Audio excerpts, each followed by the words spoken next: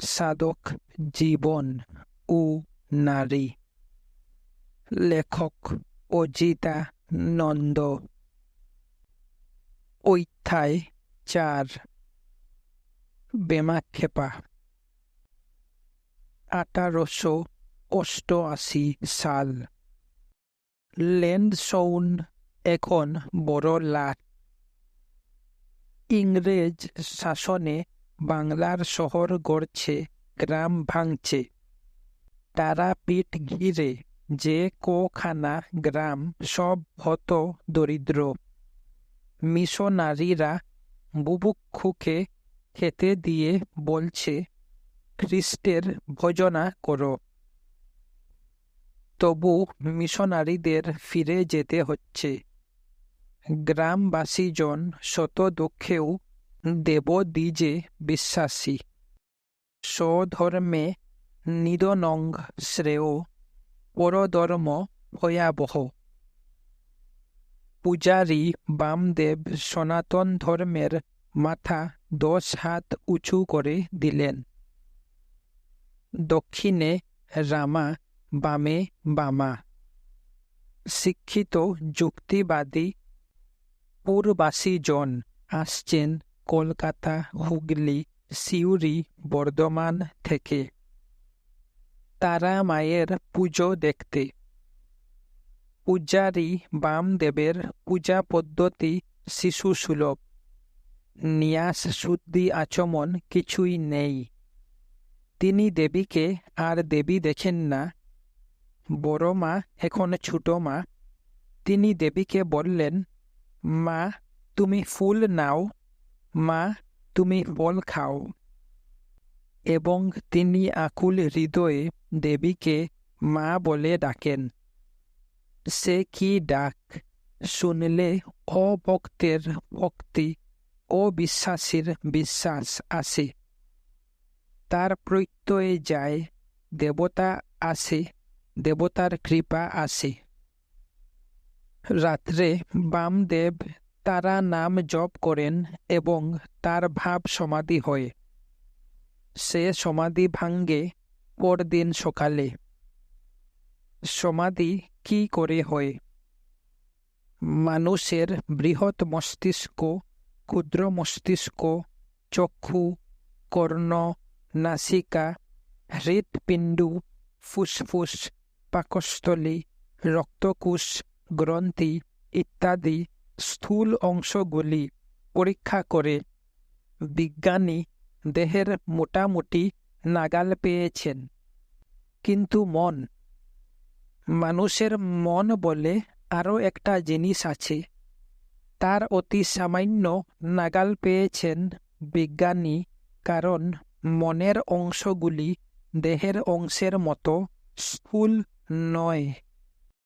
শাস্ত্র বলে মন এক সূক্ষ্ম ব্যাপার।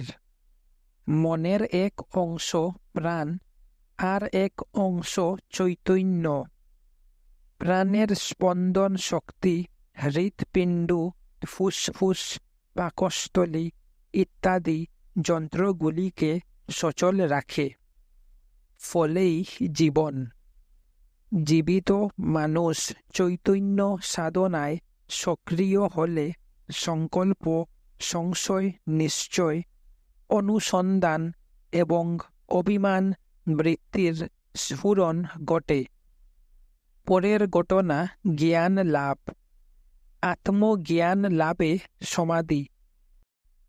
বামদেবের পক্ষে পূজারীর কর্তব্য কর্ম করা সম্ভব নয়। তিনি উচ্চ মার্গের সাধক, কিন্তু মাসিক বৃত্তি। বিদ্যারূপিণী নারী সাধকের সহায়। রানী ব্যবস্থা করলেন। বামদেব যেমন মন্দিরের প্রধান আছেন, তেমনি থাকবেন। বৃত্তিও অটুট থাকবে। দুজন উপপূজারী নিত্যকর্ম করবেন। দেবীর ভোগের আগে বামদেবের ভোগ হবে। যথা আজ্ঞা তথা কাজ। সাধক বামদেব স্বাধীন চিত্তে যত্রতত্র বিচরণ করেন। অবারিত মাঠে ঘাসের উপর শুয়ে থাকেন। অন্নদায়িনী ধরিত্রী মাতার কুল ছেড়ে উঠতে ইচ্ছা করে না। বেদৈজ্ঞ মুখদানন্দের কথা মনে পড়ে। মাতা পৃথিবী মহীয়ং। অমানিসায় শ্মশানের শিমুল তলায় স্থির বসে থাকেন। রাত্রি দেবীর রূপ দেখে আশা মেটে না। আবার মুখ্যদানন্দের কথা মনে পড়ে। ব্রহ্ম মায়াত্মিকা রাত্রিং। নদীও পৃথিবী বা রাত্রির মতো মাতা। ত্রিতাপ হারিণী। মায়ের মতো টান, মায়ের মতো শীতল কুল। বামদেব সারা বেলা দ্বারকা নদীর জলে ভাসছেন। শীতল জলে শরীর জুড়িয়ে যায়। সহসা গর্ভধারিণী মাকে মনে পড়ল। তিনি সাঁতরে উপারে উঠলেন এবং কাল বিলম্ব না করে বাড়ি পৌঁছলেন। রান্নাঘরে খুঁজছেন মাকে। রামচন্দ্র বললেন, মা নাই। সাধক বামদেব শিশুর মতো কিছুক্ষণ কাঁদলেন। বুকটা হালকা হল। সুখের বেগটা তেমন আর নেই। এখন কর্তব্যের কথা মনে পড়েছে। ভাইকে বললেন, মায়ের পারত্রিক কাজ করতে হয়। রামচন্দ্র মুখটা করুণ করল। কিন্তু দাদা, শ্মশান উপারে। জানি। বামদেব মায়ের সব পিঠে বেঁধে দ্বারকার দিকে চলেছেন। পিছনে রামচন্দ্র ও জয়কালী। বামাচরণ বক্ষ প্রসারিত করে বেগবতী নদীতে ঝাঁপ দিলেন। রামচন্দ্র এবং জয়কালী ভয়ার্ত। এই শ্রুতে গুরুভার পিঠে নিয়ে কেউ পারে যেতে পারে? 50 পা দিলেও বামদেব পারেন। তিনি অবলীলাক্রমে নদী পেরিয়ে উঠে এলেন এপারে। তারপর বড় মার আঙ্গিনায় ছোট মাকে শুইয়ে দিলেন। চিন্তা প্রজ্বলিত হল। সুলোহিতা, সুধূম্রবর্ণা, স্ফুলিঙ্গিনী, বিশ্বরুচি, লুলায়মানা, সপ্তজিহ্বা অগ্নি রাজকুমারীর দেহ গ্রহণ করলেন। দাহান্তে নারীকুণ্ডলী বামদেব বিসর্জন দিলেন দ্বারকায়। মাতার আদ্য শ্রাদ্ধে বামদেব পরিচিত অপরিচিত সকলকে নিমন্ত্রণ করলেন। সুতরাং ভোজ খেতে কয়েকশত নরনারী উপস্থিত। ভীত রামচন্দ্র মুখ লুকিয়ে আছেন। আহার্যের তেমন আয়োজন কোথায়? ভাইয়ের মনোভাব বুঝতে পেরে বামদেব বললেন, ভয় নাই। আশ্চর্য! কিছুক্ষণ পরেই পর্যাপ্ত পরিমাণ ঘি, ময়দা, চিনি, ছানা নিয়ে উপস্থিত বামাচরণের ভক্তমণ্ডলী। এমন আয়োজন আটলায় কদাচিৎ হয়েছে। এবার ময়দা মাখো, ভিয়েন চড়াও, লুচি মিষ্টি হোক। প্রশস্ত মাঠে দরিদ্র গ্রামবাসীজন খেতে বসেছে। ঝড় উঠল, বুঝি সব বরবাদ হয়। বামদেব আকাশের দিকে চেয়ে দেখলেন, কিন্তু ভয় পেলেন না। হুঙ্কার দিয়ে বললেন, এই আমি গণ্ডি দিয়ে দিচ্ছি, এর মধ্যে বৃষ্টি পড়বে না। সত্যি গণ্ডির মধ্যে বৃষ্টি পড়ল না। এর ব্যাখ্যা কি? বিজ্ঞানে এর ব্যাখ্যা নেই। তবে কিছু কিছু অলৌকিক ব্যাপার ঘটে। আটলা গ্রামের মানুষজন বড়ই সরল। সাধক বামদেব অলৌকিক শক্তি বলে প্রাকৃতিক ঘটনা নিয়ন্ত্রণ করেছেন। বিশ্বাস করতে কারু মাথা কাটা গেল না। 2-4 জন শিক্ষিত মানুষ ভাবলেন ব্যাপারটা প্রাকৃতিক ঘটনা। শরতের মেঘ যেখানে দাঁড়ায় সেখানেই বৃষ্টি, ওখানে দাঁড়ায় নাই তাই হয় নাই। তাদেরও কিন্তু মন খুঁতখুত করে। তারা মুখ খুললেন না। কে জানে প্রাকৃতিক না অপ্রাকৃতিক ঘটনা। নিমন্ত্রিত জনগণ পেট ভরে লুচি মিষ্টি খেয়ে পরিতৃপ্তির ডেকুর তুললেন। তারা বামদেবের নামে জয়ধ্বনি দিলেন, আর তারা বলে গেলেন বামদেব সিদ্ধ পুরুষ, বৃষ্টি স্তম্ভনে অধিকারী। সাধক বামদেবের মেজাজ অতিশয় উগ্র। কেউ তার কাছে যেতে পারছে না। তিনি একাকী মন্দিরে বাস করছেন। বিশাল শরীর যেন বিদ্যুৎ গর্ভ জলধর। তিনি সংকল্প করেছেন অশনি পতন ঘটাবেন আজ রাতে।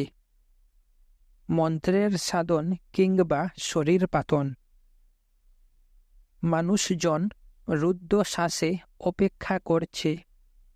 সারা দিন কাটল, কিছুই হল না। সন্ধ্যা আরতির পর যে যার ঘরে ফিরল, শঙ্কিত চিত্ত, কারণ তারা অবিশ্বাসী নয়। কায়া মনপ্রাণে বিশ্বাস করে সাধকের সংকল্প মিথ্যা হয় না। শুক্লা চতুর্দশীর রাত।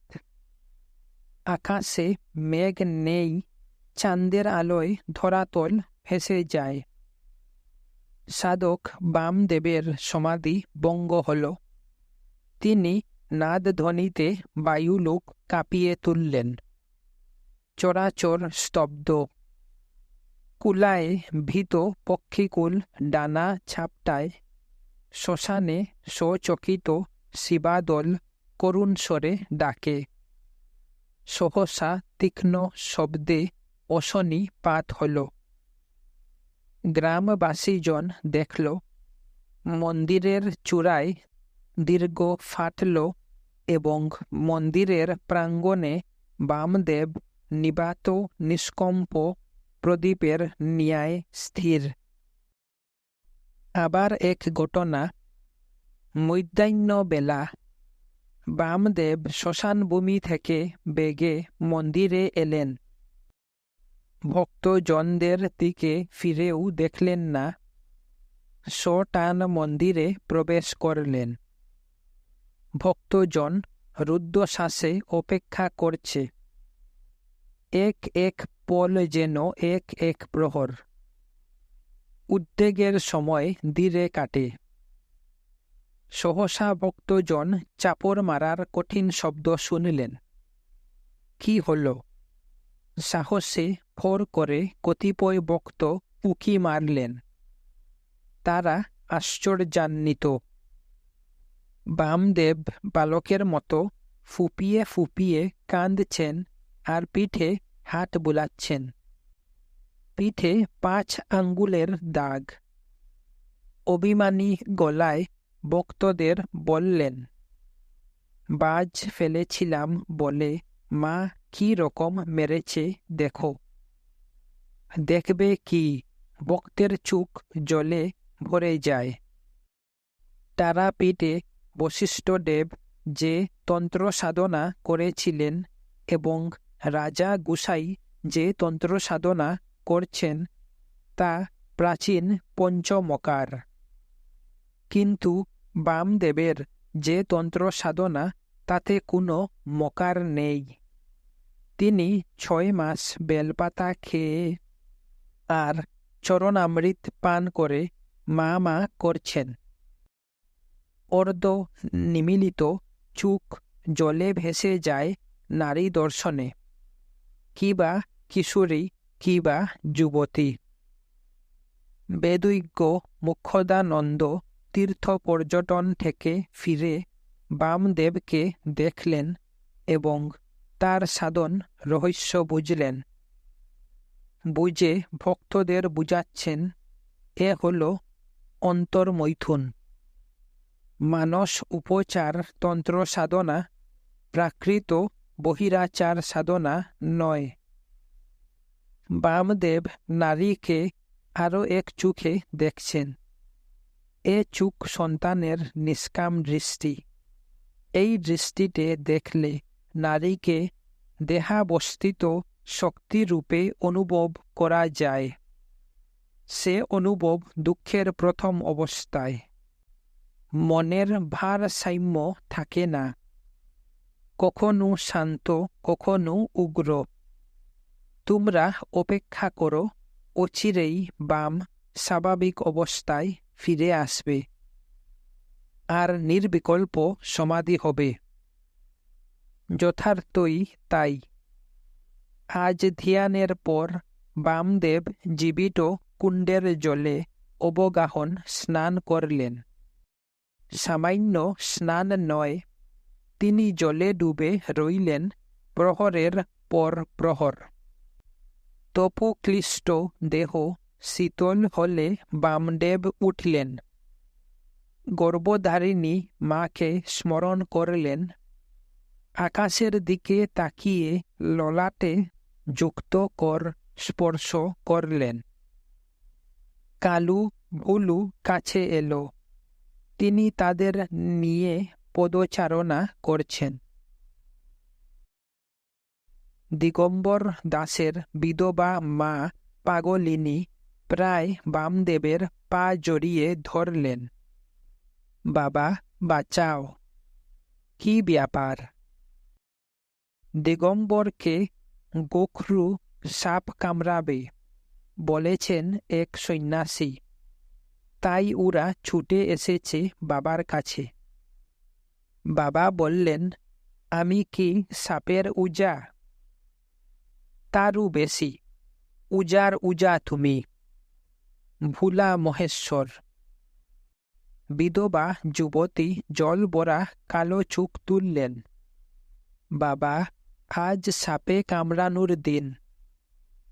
পুত্রের অমঙ্গল আশঙ্কায় ক্রন্দনসী মাতার মুখ চোখে এমন কি দেখলেন মাতৃসাধক তিনিই জানেন। গভীর স্বরে বললেন, মায়ের আমার গুপ্তভাবে আপ্তলীলা। মনে হয় বামদেব জগন্মাতার মুখ দেখেছিলেন দিগম্বরের মায়ের মুখে। বিশেষু যে, অবিশেষু সে। যে দিগম্বরের মা, সেই বিশ্বের মা। মায়ের আপ্তলীলা গুপ্তভাবে।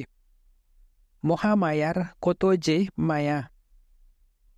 বামদেব কালুকে আদর করতে করতে দিগম্বরকে বললেন, যা, স্নান করে আয়।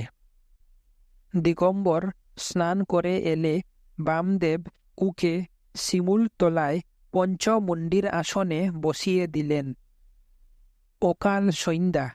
গোখরু সাপ এলো এবং আসনের চারপাশে অনেকবার ঘুরল, কিন্তু দিগম্বরকে দংশন করল না। কথিত হল, বামদেব অলৌকিক শক্তি বলে বিধবার ছেলেকে রক্ষা করেছেন। শিমুল তলায় ছড়া ফুলগুলি জমেছে, ডালে ধরেছে পটলের মতন ফল। শীতের যাই যাই ভাব।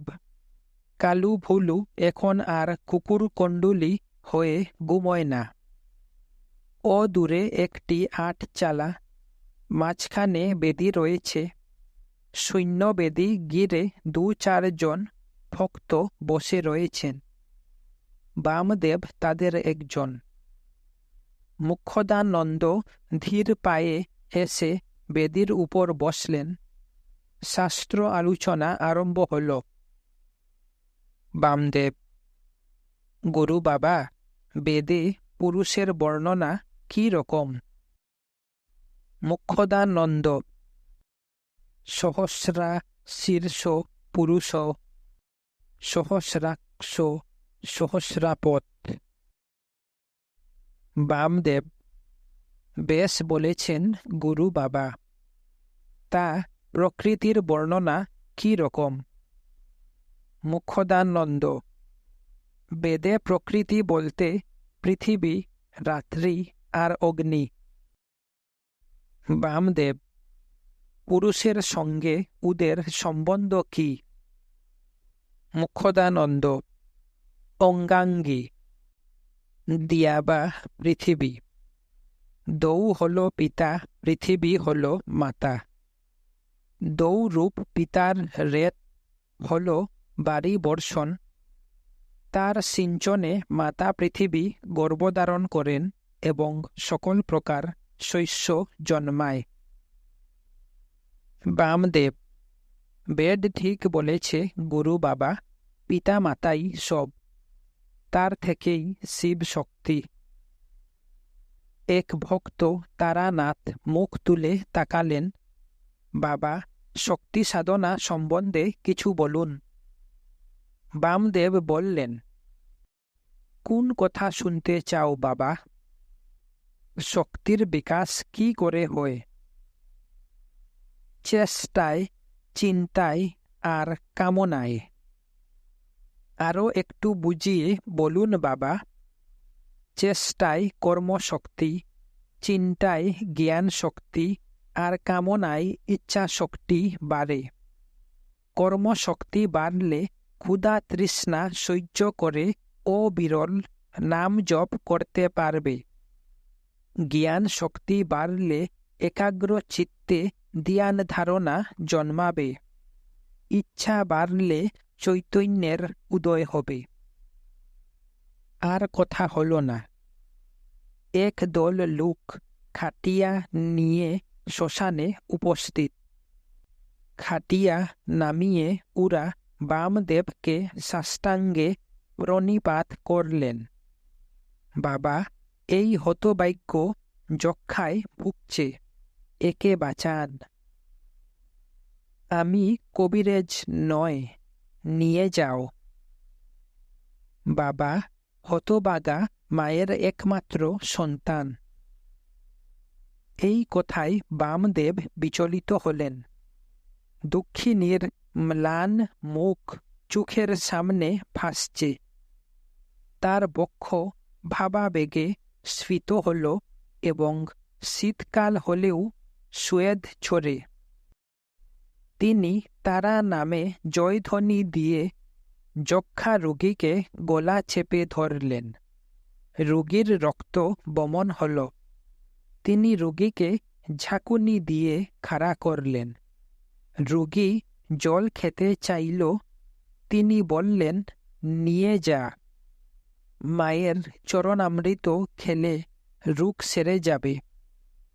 নিস্তাবরে 1 মাস চরণামৃত পান করে মৃতপ্রায় রোগী সুস্থ হল। এক যায় আরও এক আসে। মৃত বৎসা রমণী এসেছেন। উদ্দেশ্য দেবী দর্শন এবং দয়াল বামদেবের কাছে আরতি নিবেদন। সাধকেরা আর্ত নারীদের কৃপা করে থাকেন। এ কোন নারীর অজানা। বামদেব মৃত বৎসার আকুল প্রার্থনা শুনে বললেন, তোর ছেলে বাঁচবে। ছেলেটি কিন্তু আমার চাই। ব্যাকুল রমণী পূর্বাপর চিন্তা না করেই রাজি হয়ে গেলেন। অথবা চিন্তা করলেন, পুত্র যদি বাবার সেবক হয় সেও তো ভাগ্যের কথা। যথা সময়ে রমণীর সন্তান হল। 6 মাস পূর্ণ হলে জননী বললেন, না, আমি আমার সন্তান দিতে পারব না। বিবেক বলল, তুমি কিন্তু কথা দিয়েছিলে। রমণী বললেন, সে মুখের কথা, অন্তরের নয়। তখন বিবেক ভর্ৎসনা করে মন মুখ এক করা উচিত ছিল সাধকের সামনে। তাকে অপ্রসন্ন করো না, অমঙ্গল হবে। রমণী সন্তানকে বুকে চেপে ধরলেন। এ কি পরীক্ষায় ফেললে ঠাকুর? আমি এখন কি করি? স্বামী বললেন, বামদেব ঈশ্বরের ন্যায় নিরাপদ আশ্রয়, সে আশ্রয় হারিও না। পিতা মাতা সন্তানকে নিয়ে তারাপীঠে এলেন। মাতার মুখ ফ্যাকাশে, চোখ দিশাহারা। বামদেব মৃদু হেসে বললেন, বেশ ছেলেটো, যা কুণ্ডের জলে স্নান করিয়ে নিয়ে আয়, ফুল বেলপাতাও নিয়ে আসবি। ভয়ে রমণী মূর্ছা যাওয়ার উপক্রম। মায়ের নামে বলি দেবেন নাকি? তন্ত্র সাধকেরা তো নরবলি দেয়। বললেন, আমার ছেলেকে নিয়ে কি করবেন বাবা? দেখতে পারি।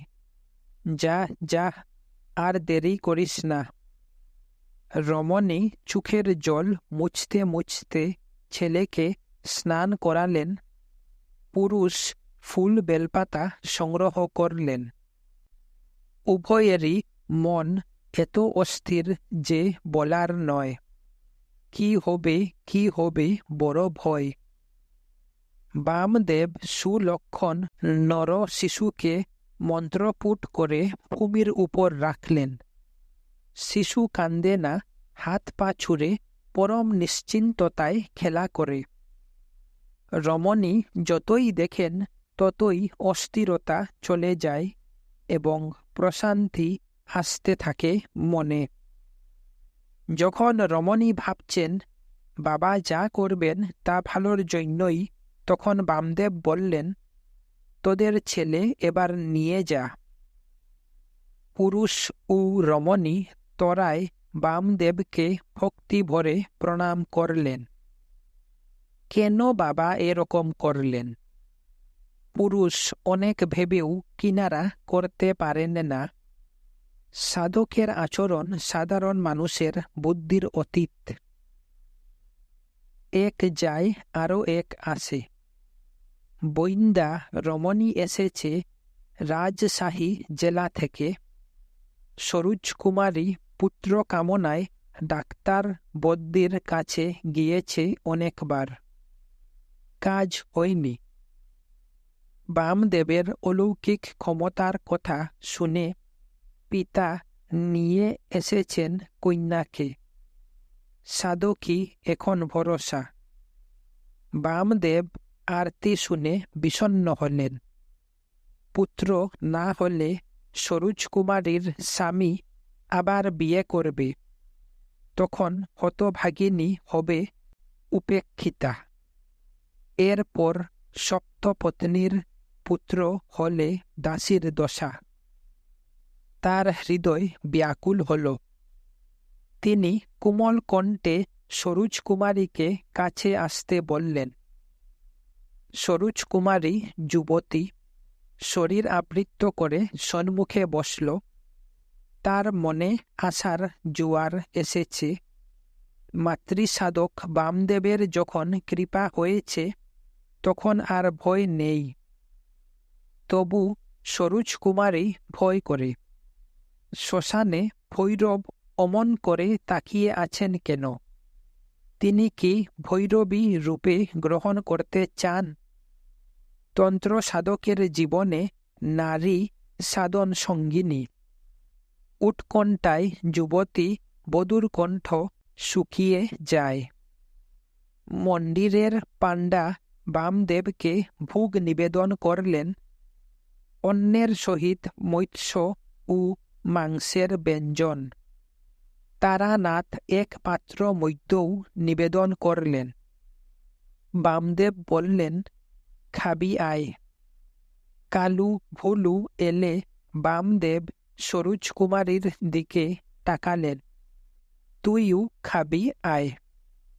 সরোজ কুমারী সাহসে ভর করে বামদেবের চোখে চোখ রাখল। লালসার কোনো চিহ্ন নাই। যুবতী যতই দেখে ততই ভয় চলে যায়। এক সময় নির্ভয়ে বামদেব এবং কালু ভুলুর উচ্ছিষ্ট গ্রহণ করল। তারপর কি যেন হয় সরোজ কুমারীর। বেশবাস বিস্রস্ত অঙ্গ শিথিল, দু চোখ ঘুমে জড়িয়ে আসছে। বামদেব সরোজ কুমারীর দিকে তাকিয়ে আশ্চর্য এক গলায় বললেন, তারার আমার গুপ্তভাবে আপ্তলীলা। যথাসময়ে সরোজ কুমারী মা হল।